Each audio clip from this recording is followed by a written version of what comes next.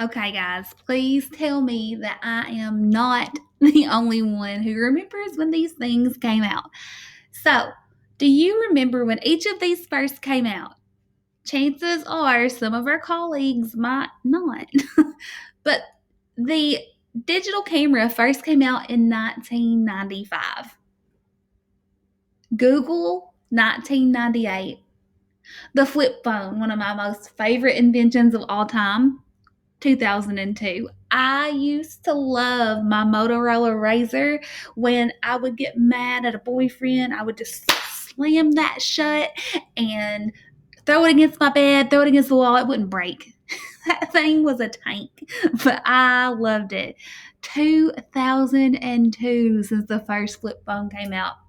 Facebook has been with us since 2004. That's ridiculous. Oh my gosh.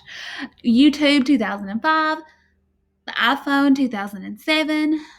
I remember how jealous I was when I went to college and people had an iPhone. I was so mad. Not mad, jealous is the right word. 2010, Instagram, and 2011, Snapchat. Today's seniors, and this was actually this past school year seniors, were born in 2003 or 2002, 2002, 2003. This coming year, they were born in 2003, 2004. I feel older than dirt whenever I say that. Like it just, I can't believe it. So, what I'm trying to say is that all of our students today, the majority of these have been around for so long that they cannot remember a world without them. And there's something in common with all of these.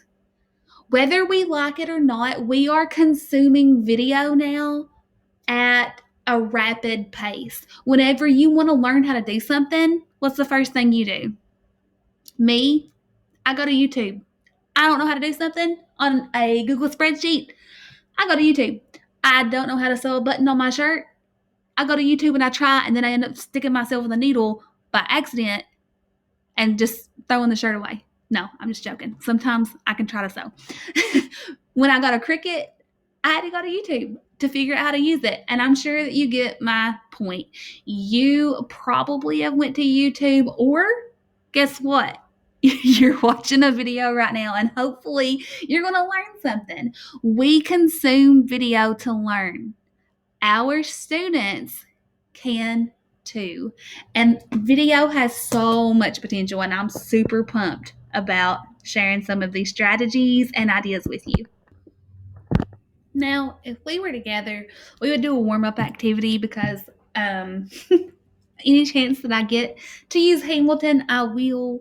But I want you to take a second to reflect on how you feel about video creation.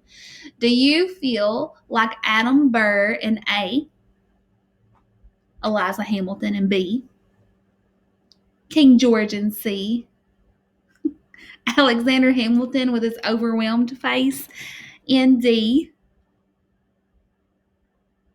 Alexander Hamilton trying to learn as much as he can in E, or Adam Burr in F? So just take a moment and I'm going to invite you to pause the video. Just think about how it is that you feel.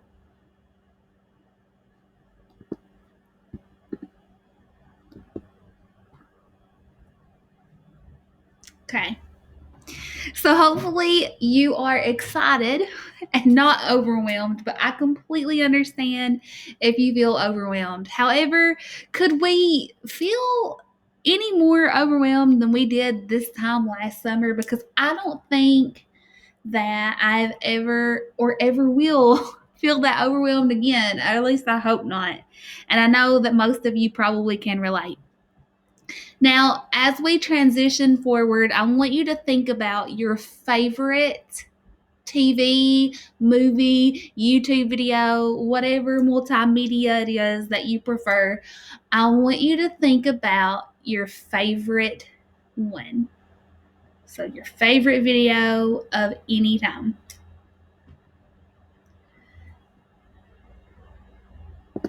I'd like to share with you mine in just a moment, but I want you to think, why is the video that just popped into your head, because I know you probably had one, maybe a few if you're a Netflix binge watching person like myself, but you probably had one that popped into your head first.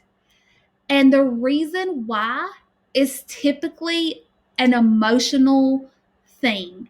Whenever we think about a video or a TV show or whatever it is, we get emotional about that. It either made us feel excited or it made us feel emotional. It tapped in to how we felt and it left that lasting impression on us. So I would like to share with you mine. And many of you may have also selected the Golden Girls because, I mean, classic icon. Yes, absolutely. But for me, it's always been about feeling connected. I feel and have always felt like I could hang out with these girls and be best friends with them. But when I think back, even like past all of just me wanting to be friends with the Golden Girls, I had this memory of watching this show with my dad, and the memories that we made together and laughing at one another and just having fun watching this show has lasted with me for many years. And my dad has been gone from me for over 10 years now. But all of the memories that I have, I can think back and it just makes me feel close to him. Now, your students probably will not ever remember the video that you make over solving quadratic formulas or experiments, like demonstrating experiments or going over parts of a story or going over historical events or an artwork or whatever it is that you teach. They probably won't remember that exact content. They might, but they will remember how you made them feel. You have to come into a video and just make it be a little fun. You can do that. Sometimes, like, we struggle whenever we have a video because we're just looking at our screen or we're looking at a paper and our document camera is recording it or whatever, and we forget, like, oh, we're performing this, or performing is not really the right word. We are going to have an audience and we need to be relatable. So being a little bit of bringing in a little bit of humor, bringing in some of that banter that you may have inside of your classroom is going to be so vital for your video creation.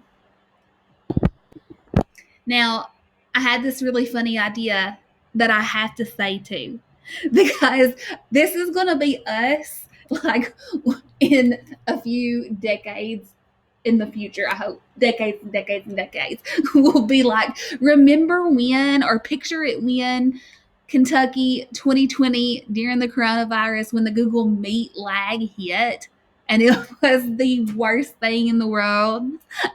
I think that you probably can relate to that. And I'm so glad that for most of us, those meet days of being on the computer like that are gone. So I'm excited, but I know that's going to be a memory that sticks with us for a long time.